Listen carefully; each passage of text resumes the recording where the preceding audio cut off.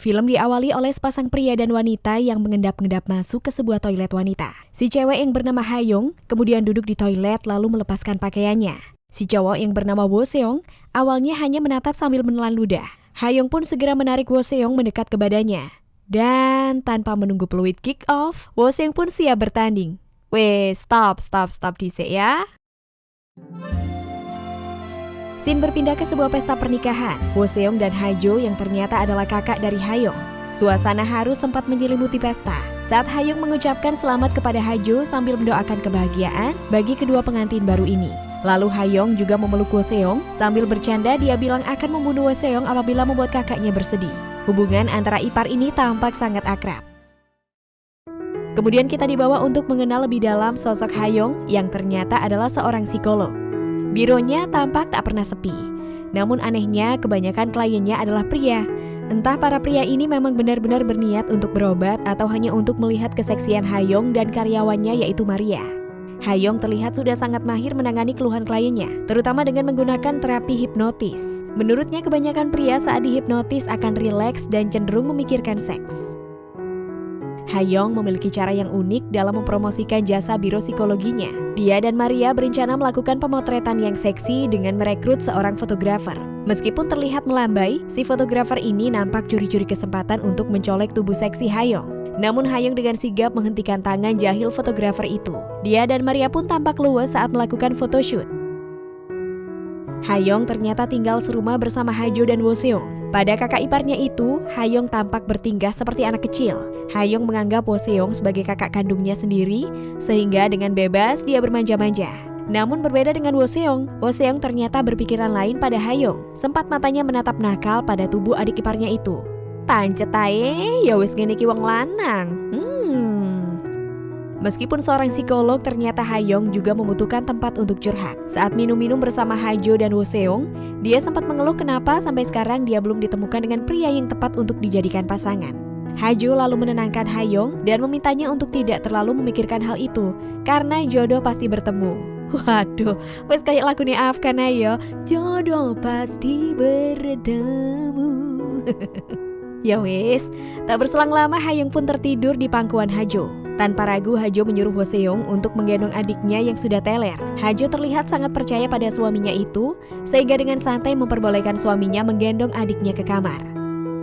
Saat di kamar Hayong, Wo Seong terus menatap tubuh seksi adik iparnya itu. Kebetulan malam itu Hayong memakai baju sangat tipis, sehingga lekuk badannya terlihat jelas. Saat tangannya ingin memegang dada Hayong yang tertidur pulas, tiba-tiba terdengar panggilan Hajo dari lantai bawah. Wo Yong pun mengurungkan niatnya itu. Di tengah malam, saat Wo Seong sedang bekerja, Hajo mendekati suaminya. Hajo nampak tidak peduli dengan kesibukan Wo Seong. Dengan manja dan tampak penuh hasrat, Hajo mengajak Wo Seong untuk kikuk-kikuk. Di tengah duel, tampak Wo Seong tidak menikmati momen itu dan tak lama kemudian, ia langsung berhenti sambil mengeluh. Ternyata dia ini mengalami ejakulasi dini. Waduh rek, soro iki.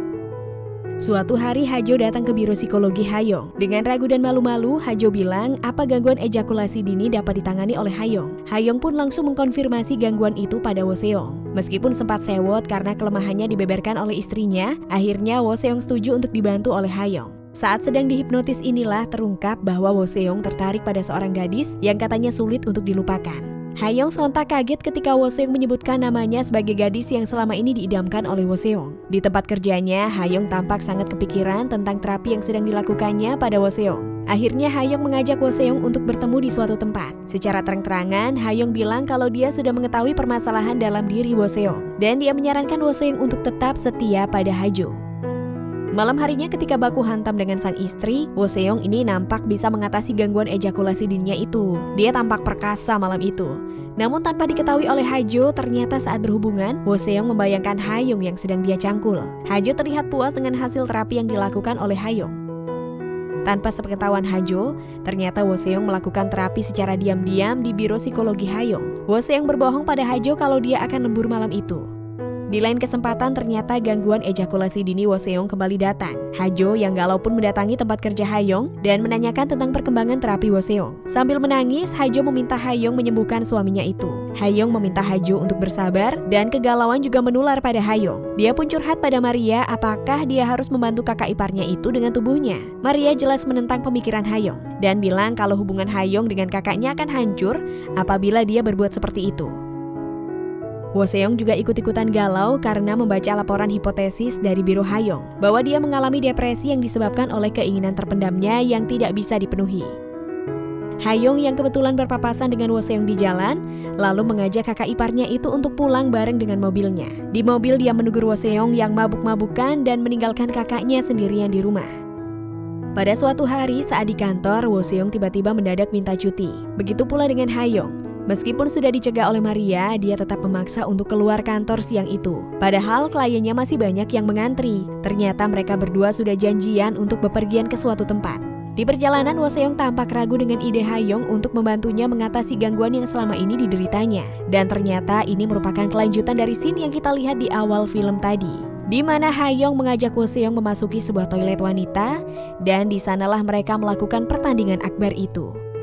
Walaupun saat di mobil tadi Woseong tampak ragu, tapi setelah dikasih kesempatan, keraguan itu seakan hilang tertiup angin. Dengan semangat 45, Woseong mulai menjamah tubuh Hayong. Terapi spesial ini pun tampaknya membuat kedua insan ini ketagihan. Mereka juga nekat baku hantam di tempat kerja Hayong. Bahkan Hayong melarang Woseong mengangkat telepon dari Hajo, dengan dalih kalau Woseong harus tetap fokus pada terapi cangkulnya itu. Saat terapi berakhir, Woseong berterima kasih pada Hayong karena sudah membebaskannya dari fantasi yang membelenggunya selama ini. Dia merasa terlahir kembali berkat bantuan Hayong. Maria yang mengetahui gelagat aneh dari bosnya kemudian menegur Woseong bahwa yang dilakukannya bersama Hayong tadi adalah awal dari kehancuran keluarga mereka. Ternyata terapi spesial itu belum juga berakhir. Woseong dan Hayong masih melanjutkan keintiman mereka di sebuah tempat sepi di pinggir danau. Setelah selesai ihi-ihi, mereka nampak duduk mesra di pinggir danau. Dengan keraguan, Hayong bilang kalau ada baiknya terapi ini disudahi saja. Dari balik jasnya, Woseong memberikan Hayong sebuah cincin. Sambil menangis, Hayong mengucapkan terima kasih. Saat merayakan ultah Hayong di rumah, tiba-tiba Woseong mendapatkan sebuah panggilan telepon. Hajo bilang pada Hayong kalau sepertinya terapi yang dilakukannya itu berhasil karena Woseong terlihat baik-baik saja. Tanpa Hayong sadari, matanya menatap lekat sosok kakak iparnya yang sedang teleponan. Hajo pun mulai nampak curiga dengan gelagat aneh adik kandungnya itu.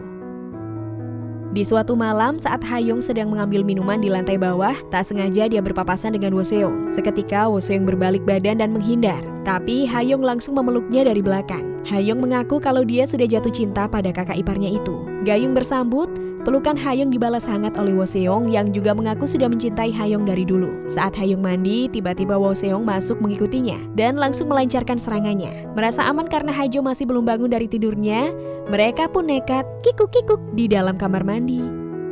Mirisnya di dalam kamar, Hajo sepertinya mengetahui perselingkuhan antara suami dan adiknya itu. Dia pun menangis. Hajo nampak terpukul sekali setelah mengetahui fakta menyedihkan itu.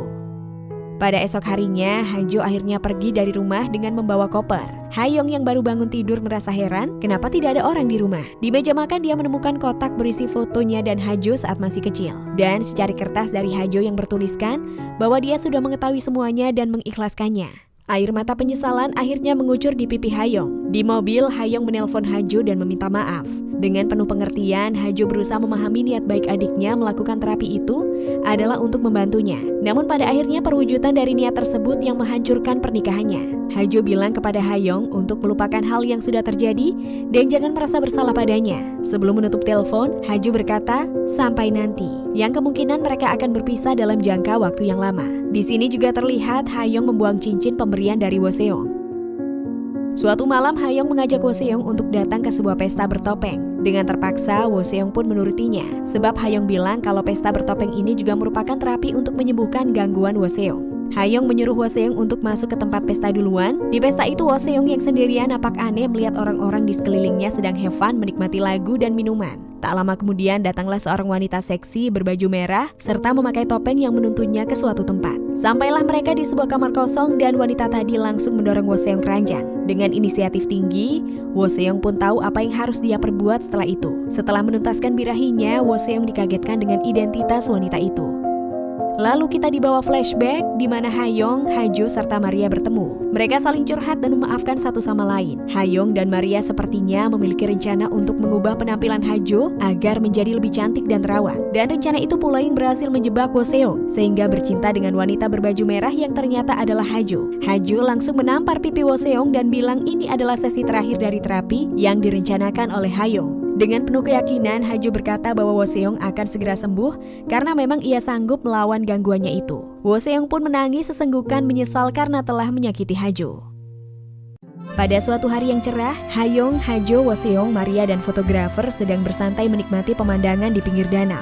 Hajo kemudian memperlihatkan hasil USG yang sudah tentu untuk menunjukkan kehamilannya. Sontak kabar itu disambut gembira oleh orang-orang di sekitarnya. Nampak juga hubungan Hayoung, Woseong, dan Hajo yang kembali rukun seperti sedia kala.